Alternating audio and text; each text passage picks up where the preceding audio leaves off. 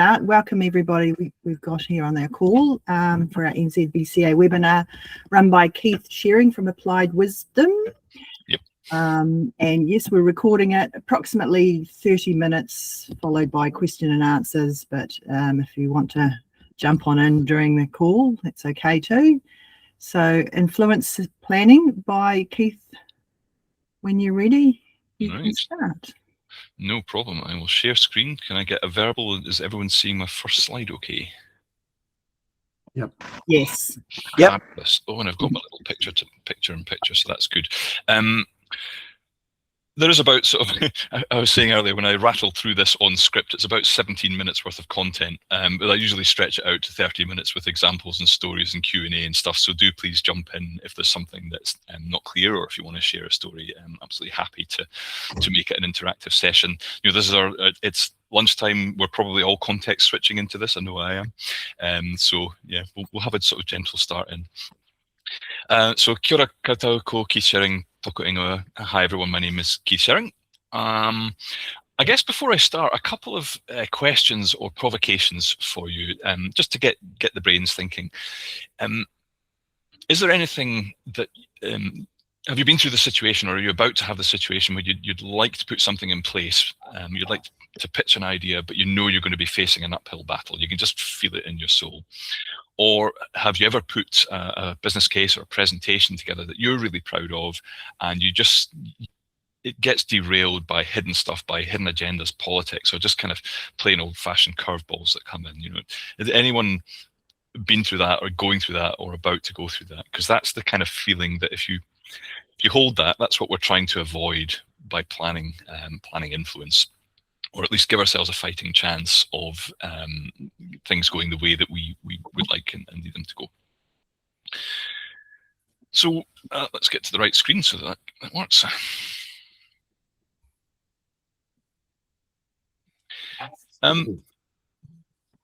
Sorry, did I hear a question? Was that? No, that's fine. So look, if we want to people to change, a lot of the work we do as consultants is we're trying to get people to change, to understand change, to contribute to it, or to help make it happen. And that's why I think influencing really helps. In these days where we've got algorithms, dark patterns, disinformation, we need to be influencing ethically and honestly if we want enduring change.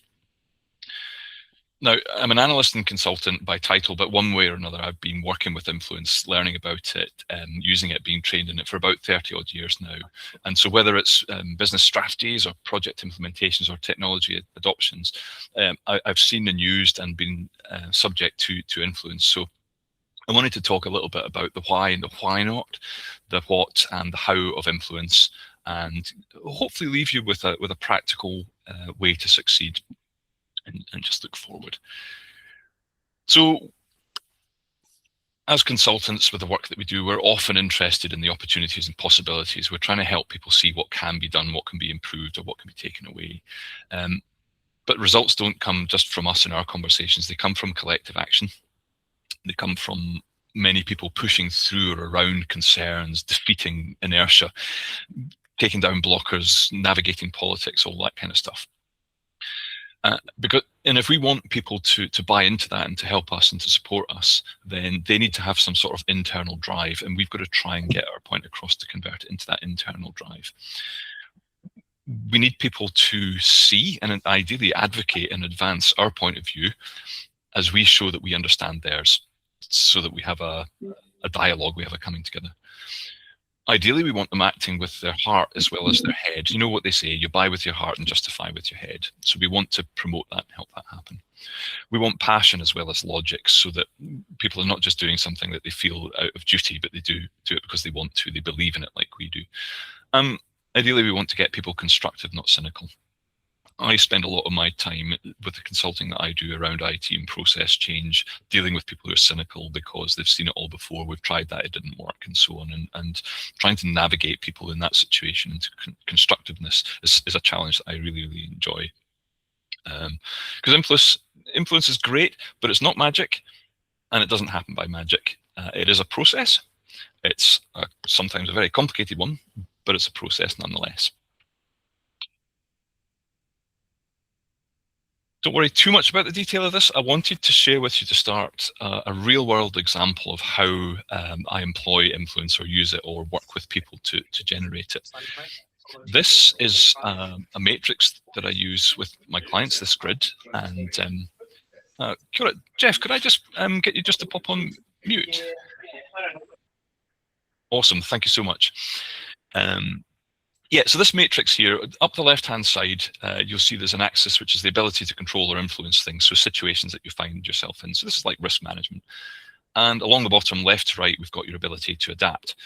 And so this is a grid used for risk management that shows that down at the bottom left, we're not in control and we can't change. So it's a dangerous place to be. We want to try and move people up towards certainly the top, and ideally the top right, where we're either getting the help we need because we can't adapt, or we're building our influence with the people that might help us, or we are actually the influencers, we're in the strong position. And so we would maybe work with a client to say, what is it that we can do to move you up and across to the right in these cells?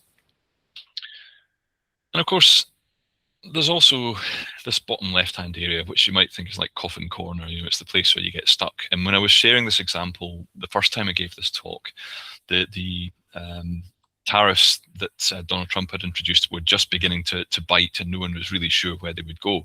So I was positing the idea of Microsoft having to double their costs due to tariffs that were imposed. They didn't have a choice, and if they didn't have a choice, we sure as hang don't have a choice. And so you might say, well, there's nothing we can do about that circumstance, really. And actually, a bit of reframing with influence says, yes, there is. You know, could you talk to your organization and say, well, could we set up a lab to say, what would it look like if we had to work with open source software? What would be the risks and impacts? What might be the courses of action that we could take? And so that influence that we might apply might put the business in a better position for the future. So that's, as I say, just an example that takes this abstract concept of influence and moves it from just, say, a straight sales conversation or a one-on-one conversation and turns it into a business thing.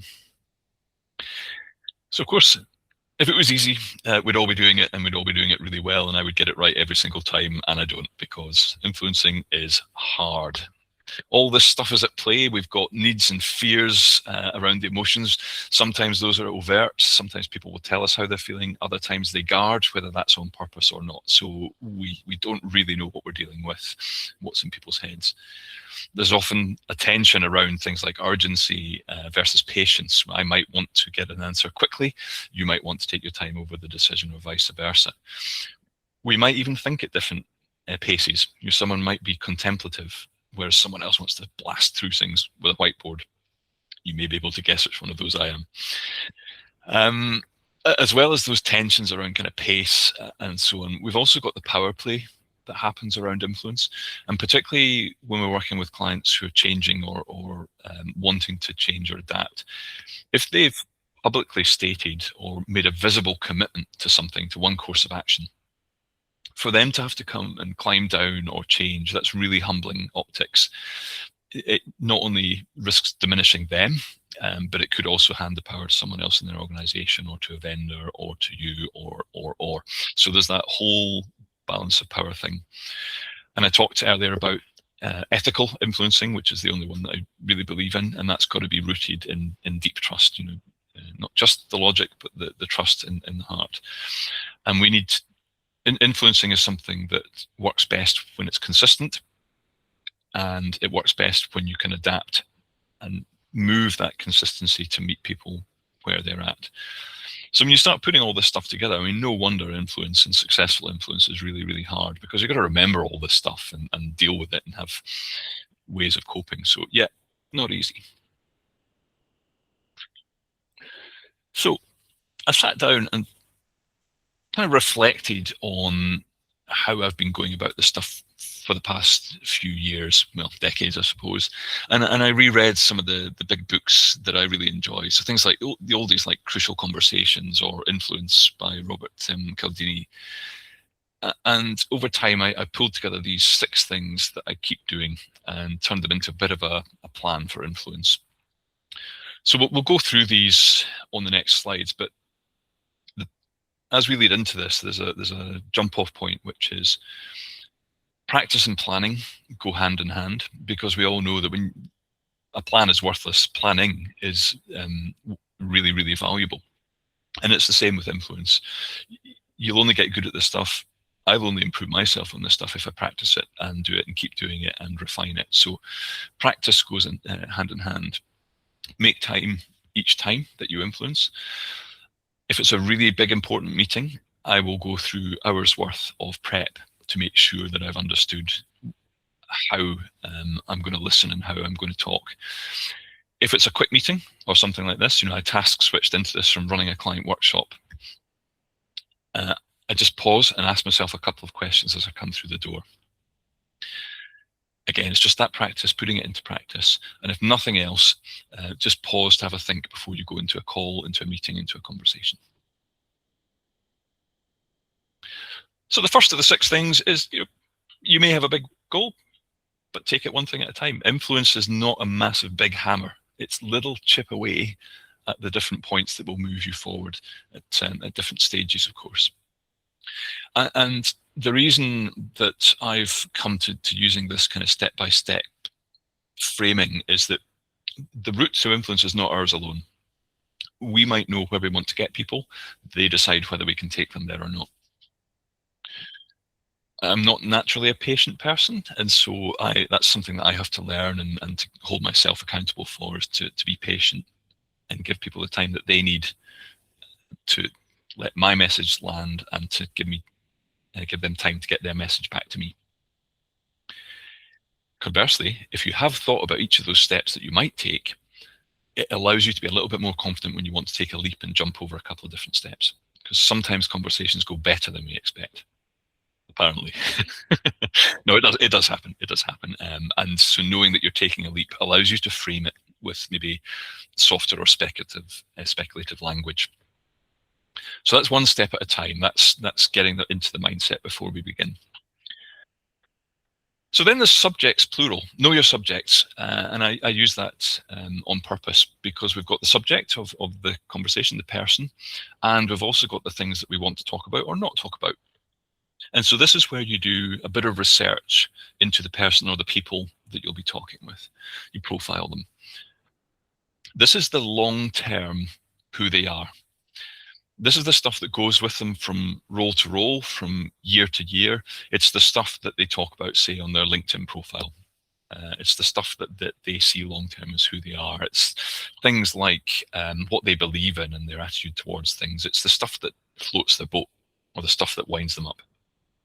It's who they mix with and how they connect, and it's the stuff that makes them get up in the morning or raises them to an argument with drivers and motivations. On the other side of subjects, we've got what's on the table and what's not on the table. What's on the table for us or for them? What's off the table, again, for us or them? Is there stuff that we don't want to talk about, or is there stuff that we know they don't want to talk about? And that making that distinction, I think, can be quite valuable, even if it's just a bit of a reflection as you go through the meeting room door. Because particularly if it's something that you don't want to talk about, you're going to have a valid and ethical way to not talk about that. You're going to have a diffusing point or question, or not get flummoxed when they say, oh, we need to talk about this, and you're absolutely not prepared for that. Sometimes it's as simple as saying, I know you'd like to talk about that. I'd like to talk about it too, but I don't have enough information at the moment. Honesty and candor are always good for that. Similarly, if you look from their perspective, what signals might you look for that you've touched a nerve, and how would you handle it if you do? All basic stuff about being human, right? This is all stuff that we know, but it's just trying to get it into the framework in our thinking as we go into the meeting or into the conversation, because the last thing we want to do is to go, about an hour after the meeting, I wish I'd done that. This is all stuff we know, and we're just trying to surface the top priorities. And the thinking behind this one is that if we know one another better, then it's much more likely that we can establish a shared viewpoint. And it's the sort of thing that the book Getting to Yes does a lot of as well, that options for mutual gain. There's a caveat on this one that I've fallen foul of a few times, and that's thinking that you know someone better than you do. sometimes our own family can surprise us by doing things or saying things or deciding things that we weren't expecting. So imagine what it's like with people that we know kind of at a much more surface level. Keith, it's Dan here. I was just thinking, because this one of interest to me. The opposite problem from what you've just said, I have noticed, which is I know somebody very well. They feel they know me very well, and I'm still trying to protect some level of truth when everyone really wanted me to say, look, I just haven't looked at that yet. You know, so you can take that too far the other way, I have found. What, that you know them too well? Sorry, actually, that you have developed the relationship. So your point was sometimes you feel that you may know them better than you actually do know them. I'm actually saying it's the other way around. Sometimes, sometimes you feel you don't know them, but they feel they do know you, and therefore the relationship needs a different way of moving it. So that's really interesting. So essentially, they've put you in a box. And so they come into the room with some ideas about who you are and what you stand for, and they believe they know you. Yeah, really good point. Hold that thought. Because essentially what you've got to try and do is get them to do the opposite here. So we'll maybe talk about some things on that one, about reframing the conversation. Which is quite handy because the next slide is adjusting the framing. And whereas before, when I was talking about the subjects, the framing is the them that they bring into the room. It's also the them that you bring into the room. And so this is where, Dan, to pick up your example, this would be an early opportunity to maybe seed that conversation by introducing or even starting by saying, oh, I need to tell you about some amazing changes that have happened, or here's some new stuff I've been looking at, and kind of get right in there with the framing that's about repositioning yourself. So that's just off the cuff thinking about how you might bring a different self into the room. So yeah, this is the right now. This is how are you feeling? How are they feeling? Have they just come out of a budget meeting? Have they just watched someone they've been mentoring or supporting succeed or fail? Have they gone through the sort of work that you're suggesting before, and has it gone badly or has it gone well? Have they put you in a box? And so this is the stuff that ideally I would need to know and move them towards or away from. So where are they just now? What's their temperament coming into the room? Are we getting happy them, sad them? What experiences might feed into this that we know of? How might we explore experiences that we don't know of yet? Read the body language as they come in. Maybe check with colleagues as you pass and walk down the corridor if you get a chance. How's it been going with, etc., etc. And so this is in preparation for me deciding what's my tone and positioning going to be. So if I was to pick a film role or an organizational role that wasn't mine, or if I was to give myself a job title for this meeting or this conversation, what would that be? That's quite a nice way to collect together these sorts of things. On both sides of this equation, there are many, many inputs, but on this side, the main ones tend to be, am I going to try and use logic here? Am I going to rationalize and try and work with facts? Am I going to try and be confident in the story that I'm telling and back it up with evidence? Am I going to essentially be challenging in what I perceive to be a constructive way? Or am I going to try and connect with them? Am I going to be collaborative and bridge and be reciprocal? Are we going to try and work with compromise from the off? Are we going to look at the greater interest, that kind of halfway? Or am I going to try and encourage people to lead with the heart and the emotions and the belief? And am I trying to inspire them to my purpose? Am I trying to go right up to the top of why they're doing the job they're doing and why I'm doing the job I'm doing, so that we can let all the details figure themselves out later? Am I securing influence at that higher level? I've also put a negative one in there with pressure. So that could be things like exchange, trying to buy influence. If I do this, will you do that? Which turns the conversation quite transactional quite quickly. Or if you apply things like time pressure, you've got to decide now, otherwise I'm not going to be available for 3 to 6 months. you can use that as a lever or as a fact, and it gets received quite differently depending on how you put it, of course. So this is a call to be conscious about which tone you might want to emphasize, or perhaps you might naturally emphasize, or perhaps it's the emotional state that you've brought into the meeting means that you're more likely to emphasize one of these things. You know, if you've just been beaten up in a meeting, metaphorically speaking, then you're probably going to be a bit more bridge negotiate and maybe fall back to one of the negatives, to pressure, because you want to feel kind of assertion and confidence. Whereas if you've just come from a really amazing workshop where you've totally seeded some amazing new ideas, you might come in with an inspire mindset. And those, of course, could be either right or wrong, depending on how the other person's coming into the room. I've found over the years that a really great thing to do is just say, oh, I'm coming into this meeting really inspired because I've done this. How are you feeling? Even if you don't know the person, because it's quite a useful way to, you know, if they look at you with a raised eyebrow, then you've probably avoid that one. Whereas if they lean into that one, you've got a clue. So this is just about building a construct. So do you do that on the negative as well? So if you had a crap client interaction previously, you go to your next meeting and saying, I'm in a real bad mood. Totally, but I guess the thing is, Rich, at least if you know that, then you know you can start with a bit of empathy, or say, well, oh gosh, I'm sorry to hear that. It wasn't me, was it? You know, and then you find out either whether it was, or you have a jump-off point for what it was they were reacting to. So again, it's all just looking for those little psychological clues, which is actually quite a nice segue into the next stage. Just before I move on, so we've talked about the before, so who they are as a subject. We talked about the framing, and the whole point of this is to try and make sure we give ourselves the best chance when we sit down to talk, or we lift the phone to talk, that we're on the same page. Then we walk through the door. The conversation starts, the game's on. We need to be aware of the situation. We need to manage it.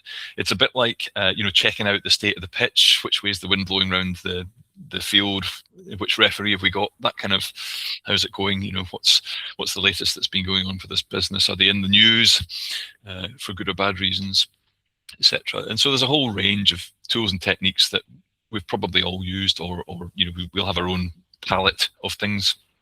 I picked on these particular 4 just because I lean on them quite a bit. This is about managing the heat in the room and reacting, and just having some go-tos when stuff is either going really well or badly, or we want to kind of shift the dial a bit. If stuff gets emotional, I tend to fall on the cognition bat. So try and ask a really simple question, which is still relevant, but engages a different part of the brain. So if people are talking about the financial ROI, or the cost benefit, or the impact on a particular part of the business, ask them what time the coffee is coming in, or which stage of the roadmap is this? Just something that stops everyone dead, and they go, well, it's obviously this. And even if they think the question was a bit inane, what it's done is it's cut the emotional cycle. So that's one of the things you can do, just to cut across. And so you might want to practice a few questions that you can feel confident with asking, that just act as that cognition bat. Ego, power, apathy, we mentioned that with when we were talking about why influence is hard. And this is where we wanted to try and avoid learned helplessness and power-dependent roles. So the sort of parent-child, master-servant roles, where you've got the highest paid person's opinion, or the hippo in the room, or if people are being really quiet. And what might you do to change that? Might you need to use a speaking stick, or you know, go around the room to stop people hogging the power? How are you going to do that in a way that respects the egos that you need to influence? Identify and remove fear. So about creating safe spaces, even just naming it and surfacing it, and perhaps sharing in it, is something that I think works well for me. Is to say, you know, when I look at this, I worry about X. Is anyone else worried about that? And just bring it to the surface. Quite a good way to do that. Not everyone will admit to that. Sometimes you have to infer it, of course. Stop, leave space, find other ways. It could be just a simple timeout. It could be moving seats, or asking people to stand up on a whiteboard. So even if you haven't planned it, do you have some pens and stickies in the room, so that the worst case scenario, you can just ask people to do something they weren't doing before? Again, it's about breaking the energy. Like I say, these are just some of the examples I had. You will have many of your own, I'm sure. We're all human beings. We all know what it's like to be in conversations that have got ups and downs. And that's going to happen, right? There's going to be twists. There's going to be painful times, and there's going to be easy times. And this is about trying to maximize with all the people in the room or in the call how much we trust one another so that we can speak truths. So when we're in that situation, what is it that's driving behavior? And there's a whole series of different factors here. The external ones, these are examples of factors that matter because these are the ones that are about how people believe they're seen by others, how we believe we're seen by others. These are those external, measurable, visible factors that we can either help, we can damage, or we are neutral towards. So just maybe have an understanding about what we're talking about or suggesting. Might it have an impact on any of these things, and how could I accommodate or deal with that? We've also got, of course, the internal stuff, whether we talk about it or not, and that goes for us and for the other people in the conversation or the meeting. So there's a whole raft of different things that are related. I think there's about 46 psychological aspects that apply here in terms of desires and fears, but I've pulled out some of the most common ones. And these are the ways, generally speaking, that we see ourselves, or the standards that we hold ourselves to. And if we threaten these in other people, or they threaten them in us, whether knowingly or not, then you're going to get a reaction. And it's interesting if you've ever read, or is it The Chimp Paradox by Steve Peters, where he talks about the chimp brain, the immediate reaction to things. It's an opportunity for you to catch yourself or to watch the other person reacting to these things and deciding how might you, what are you likely to face and how might you deal with those? So what if someone is obviously hell-bent on taking revenge? How are you going to talk them down from that? What if they're just fatalistic about it all and think, well, there's no point being in here? How might you encourage them or reframe? Because ultimately, we've got to get under the hood. I talked about people believing with passion in their heart and buying into what we're suggesting, to advocate it, not just do it as duty. And that's the stuff. Sorry, can I just jump in there with a question? I'm just interested in your perspective, given that I detect from your accent you're perhaps not a Kiwi long term. That's true. Just on the disorder conflict, I've heard a few people say that are new to New Zealand that we're very avoidant as a culture. Do you find that? Do you see that in your practice? Yeah, so there's elements of that. I think, or it's more how disorder or conflict is handled rather than avoided. So I don't think it's avoidance per se. I think it's just it happens a different way to how it would happen where I was used to. So although I am Scottish, I used to live near Cambridge and London, and that's a whole different model as well. And so I used to find that you had to be incredibly direct, and everyone was fighting to have accountability because there are so many people and so many things to be done that people fought to make the decision. And so it's almost like you had to slow things down a little bit and make sure it was the right decision. We've got a much smaller economy and society here, and the consequences and impacts are much more acutely felt more closely. And so I don't think it's necessarily that people don't want conflict, it's just we have to handle it in a different way. And the accountability, you want to bring more people on the journey.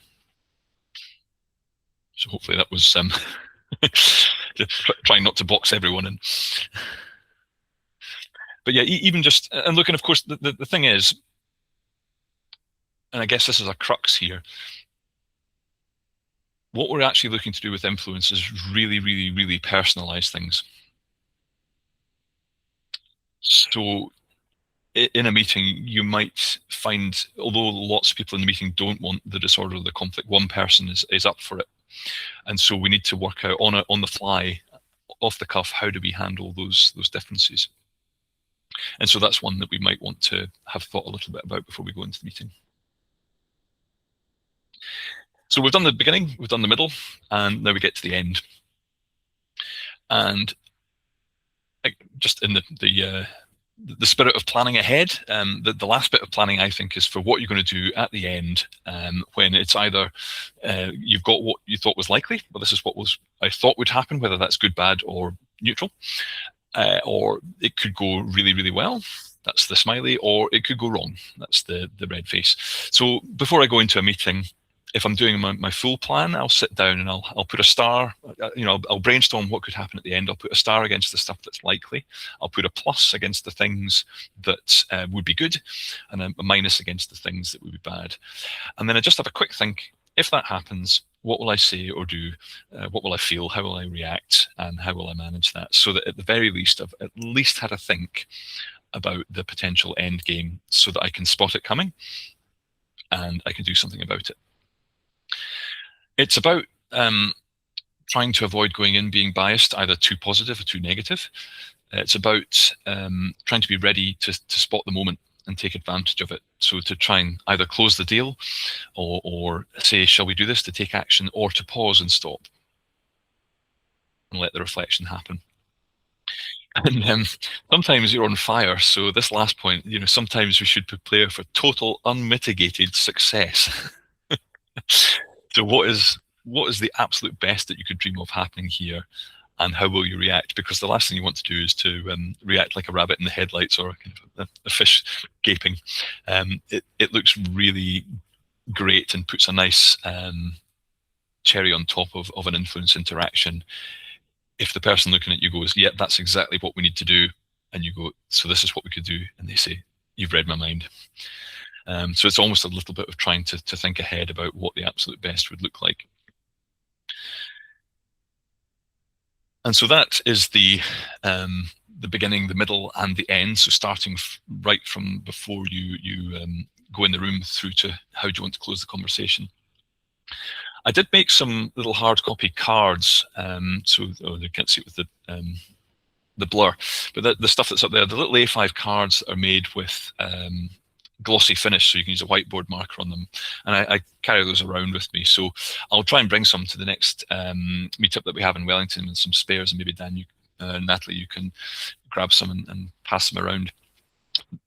They're just a good aid. Absolutely, yeah. Yeah, awesome. They're a good little aid memoir. I'll see if I can get a PDF version done for you all as well. But in the short term, if you scan that QR code or follow that link, what I've done is taken all these speaker notes and I've popped them on a single page, so that if you want to, you can refer back to those. Pick up on the different points and angles.